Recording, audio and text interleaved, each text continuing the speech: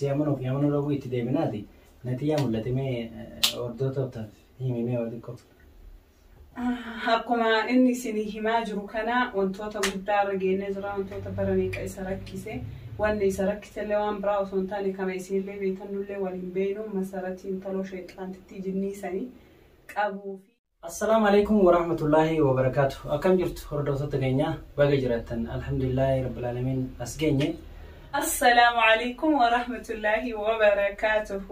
باقي جراتني أكم يجاك أبداني جرتني وتجرب فياكينا نجرا دامل. كان أفقا الحمد لله جا أكم جتن فول كينيا وفي جرامة ما رفيق أدوي تجبسو جرا أدوي رنيم قرار. أنا تروفي غرسني. أتلي دفتوس سيدور اللي يتمجرا هذا هو غرمو كمسين بالتو غربي أقوم إجازين دفته جيجرا مودا ترجمة واني لوكتون دي ملتا جرتي maybe ga mangu donu wana mai duftu baitu kotum barak mangu donu wana mai duftu baita mala keessa mala dubartii rabbi si yakennu jedhanii du'aa nama godhanii beekanii duraan uyyuuga mala dhabnillee osoo hin taane haa ta'u garuu malli dubartii ka dhiiraa caala san waan ta'eef eegaa waan waggaa tokkoo fi cinaa nu cinqe qaawwa godhattee jirti jechuudha. Maali sunis yoo fayyadamtan taate masaratiin waggaa meeqa akkasitti rakkoo san hunda narra geessite mana kiyya kana guutuu diidee hanga gartanii jirtu waan badee isinitti ni burra isin yaadachiisu.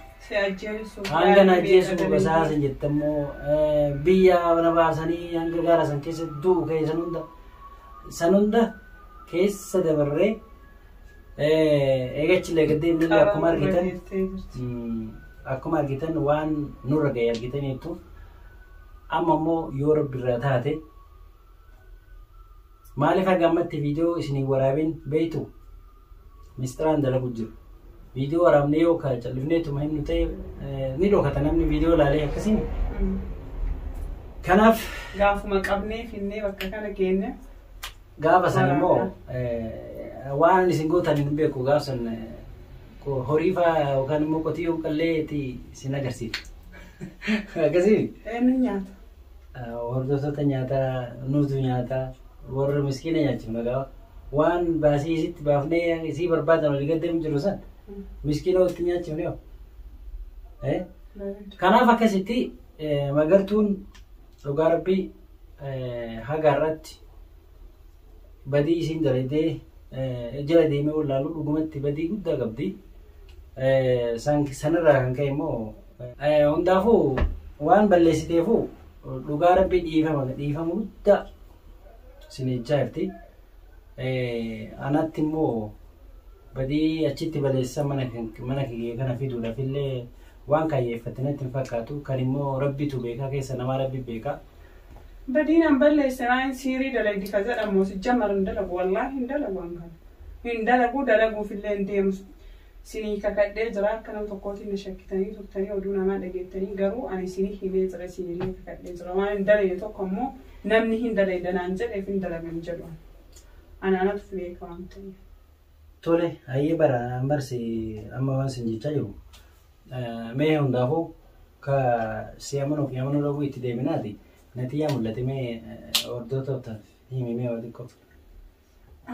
Akkuma inni isinii himaa jiru kana wantoota guddaa irra geenne jira wantoota baraniiqa isa rakkise wanni isa rakkisellee waan biraa osoo hin taane kama isinillee beekannullee waliin beeynu masaratiin taloo sheexaantitti jinniisanii qabuufi itti kalooynee jirra haalota hedduutu yaani mijaadha amma isin akka harka keenya seentuu fi kanaafuu hedduu takkaan akka mataa kiyyaatti gammachuun dhagahama isinillee kabajamtoota hordoftoota kiyyaa waan isinii dhagahamu jala nu kaa'uu hin dagatina.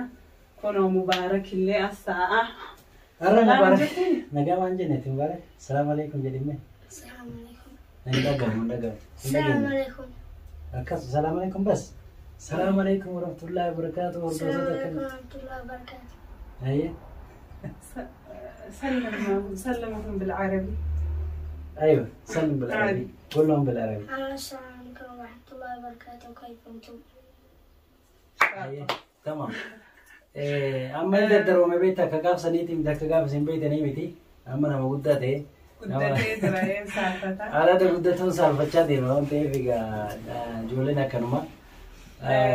كنا فكسيتي إن شاء الله بدي ربي gochi jechi amma sile du'ai nu bira dhaabatu hin dagatina jechi amma magartu jette waan dhugaati waan hoggame akkasi na dararaa turte sani inshallah harka keenya buudhaaf karara jetti gaafa harkaan geenne ammoo waan irra dalaynu waan isii goono isin murteessaan murteessi nama ergisan haa himtu akka namni isii ergee beekamaadha kun dhibbatti waan ta'eef kun jaallaan jetta nama jaalatu namni miidhu yookaan hin ajjeesisu yookaan waan naan godhu yookaan yaani akka inni jiru raadiyoon barbaadu nama san jaalatu waan ta'eef namni sun akka jiraatu barbaadu waan ta'eef namni suni yaani waan biraa irratti hin yaadu kun ammoo ergama waan ta'eef namatu erge waan ta'eef nama ergisan himuu qabdi jedhee yaada akkam taasisti. Sirri dhugumaanuu namni nama jaalatu tokko akka inni lubbuun dhabamu barbaadu. Lubbuudhaan dhabamsiisuun kuni diinummaa biraati. Yookaan akkuma isin jette ergama biraati. Ergama wayiiti yoo ta'e malee ani kun miskiina yaki ijoollee tiyya guddifachuu fi bahee galuu malee waa siyaasaa wayilii keessa illee hin seenne nama miidhallee hin qabu yoo hinaaffama ta'e malee akkamitti yoo hinaaffama wayii ta'e malee nama miidhas hin qabu yoo jaalala fakkeessanii miidhaa biraan irra geessuudhaan deemanis ta'e san kana waliin ilaalla. Jireenya namaatu nama dadhabu jiraanti jireenyumaati jiraattu kanayyuu nama hin barbaanne jira. Wallahi kanaaf hinaaffuma yoo ta'e malee egaa bultii ofii maaliif seeran qabatee ani bultii fi bulchaadha ilmaamaa guddifata jettanii gaa yoo kana miitus deemtanillee ta'e warri diina kiyyaa isin harka fashaloofteerti inshaallah abdi rabbi.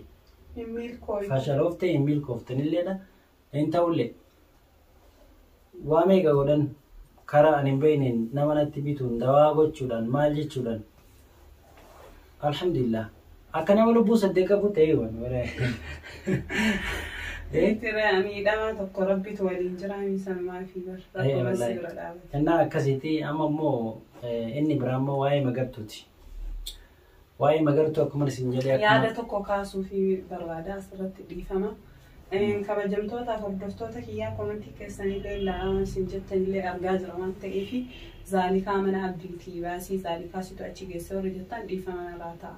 Ani dhimmi isiinan ilaallatu akka gaafa duraa geesse fidee akka nama tokkooti garuu an jireenya isaa keessa waan siin jedhe hundaa dhiisii keessaa bahaa jira jedheeni baatee sa'aati sanii baatee an ammoo manarraa bahee akkaataa isiin itti achi deebitee hin beeku an sun nan galchu an baasee jira deebitee mi'achitti waan sanii nan galchu jechuudha. Kasii durayyuu wal beeynanaan jettee yulloo. Isin kun dhageettan akkasi. Isin akkas jedhanii jennaan ani dawwalee fi jireenya isaa keessaa bahee namni akka waan an achi si kaa'ee isii wanni ta'e akka waan an achi kaa'ee yookaan abdii rakkisi jedheeni akkasiin na fudhataa jiranii jireenya isaa keessaa bahi jedheeni si dura wal beeyna sin galchuunaan jette. Kun kana sun dhugaagaa kanaafuu ani wanni achirraa bahi yookaan jireenya isaa keessaa bahi jechuun hin danda'u anaallee miti achi keette yookaan jiraadhu jenneeni gaafuma bahu gaafa jireenya isaa keessaa bahu waliin baanee jireenya isaa keessaa na duubaan deemtee itti deebitee sunniinan ilaallatu jechuu barbaada. Mee jechi an mee bakka kanatti akka naa liqinfamu waa'ee zaalikaa kan yeroo hedduu namni irra deemee zaalikaa situ achi kaa'ee jechaa jiran waan ta'eef dhimma kana mee irratti mee gadi qabiti dhugumanatti. Dhimmi akkam ture beektaa? Ani fidee ture zaalikaa achi gaafa achi jiru san. Fidee naan jette kana. Fidee sababa sana. Hanga siyaas bilbiltee fi yookaan immoo waan tokko jettanii. Yaani gaafa san fidee waan sana immoo gaafa sana yaani jireenya abdii kana keessa hambaa jedhee yaadeen ture waan ta'eef waan haasoinee jira viidiyoollee gadhiisnee jira gaafa san jechuu gaafa achi fide san. Achi asitti ammoo erga jireenya isaa keessaa bahe gaafuma san na waliin bakka san irraa deemte jechuudha. Ishiinis. Aye. Mana narraa kireessite maal jettee kaasooytu amma narraa kireessin jirsicha marmanni kiyyaamte akkamirraa kireessuu danda'a manni taa'abdiisi. Ergaan achii deemee isin achi deebitee arge ammoo itti dawwalee akka waan achi si kaa'ee wayii achi baasii situ magartuu situ zaalifaa achi kaa'ee abdii rakkisaa jirti akka achi keetiin achi baasii naan jennaan irra dawwalee akkana jedheeni ture. Hin diddee maal gochuu danda'areen akka gizee duraa deemtee jirti man sarraa baatee jirtu uffata isii guuratte irraa deemtee jirti mire amma erga itti deebitee nan ilaalla ture dhimmi kun. Dhugaa. Gaafa geessee baasee jiraan. Dhugaa suni ammaati jecha namallee hordoftee yookaan immoo jireenya abdii keessaa bahii siin jennaan kan hunda hordoftee sanirraa bahuun kee kuni galata qabda. Ammas immoo ishiidhaan immoo jireenya abdii keessaa bahii siitochi kan naanchaa jiranii waa'ee kiyyaa waa'ee kan keetiin akka naan galchine jettee itti dawwaltee fi itti mukatees kalas kana booda kun hordoftoota isiis dhagaa waa'ee sidura beekaa maaltu siin ga'ee gaafa sanuu beekaa akkas siin jedhe malee an sidura beekaa. Aye. Ab miidiyaa kanarra yeroo dheeraa naman hawwaa ture maali naan jette kalaas hin dhiise maaltu. Kalas kanaafuu waa'een zaalikaa fi magartuu asirratti haddechite. Nani ilaallatu jechuu barbaada. Nani ilaallatu jechaa jirti dhugaan jirtus kanuma hunda akkuma dhageettan kana kuni kanaan gobatee jiraachuu waa'een magartuu fi abdii fi zaalikallee isiin ilaallatu jechuudha. As dechaanii immoo gama keenyatti yoo gadachaa taate egaa magartuun dhuftee dhugaan jijjiiramni guddatu dhufe jijjiirama dhufe kana mootu gochaan isin agarsiifna. Haasaa qofa osoo hin taane wanni agarrallee viidiyoo irraa dhabamneef wanni jenneef mistiraa waa dalagu jirra waan ta'eef kanaafuu hordoftoota kiyya ammas isinis du'aa'iin keessan nu biraa jiraatu du'aa'ii keessan nu godha.